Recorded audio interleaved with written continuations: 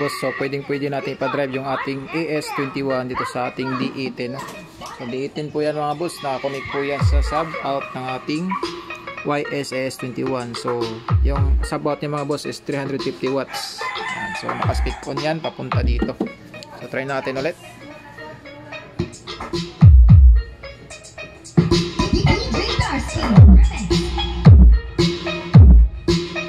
Yanig yung buong bahay nito mga boss. So ganitong amp lang, no? Maliit lang to mga boss. Yung supply nito is 18 to 38 volts. Yung gamit ko naman is 24. Yan, so left and right, ito yung gamit ko na mid-range, no? Yan, 150 watts each. Yung kanyang left and right mga boss is 220 watts. Yung sub-out niya is 350.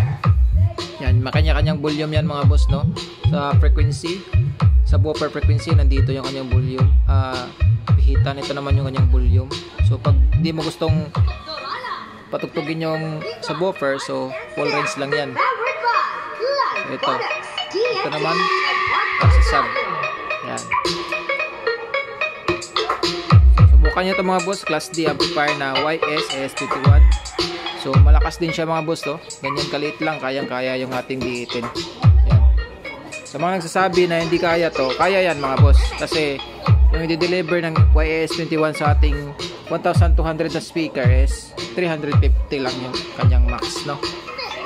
Since 8 ohms yan mga boss or 4 ohms, kayang-kaya kasi yung ating AS21 supported naman niya dito, 2 ohms nga to eh. Yan, no? Try natin dito, tingnan sa likod. Yan, yung kanyang output sa woofer is 2 to 8 ohms, oh. So kayang-kaya niya mga boss kahit dalawang speaker na ganito. Yan.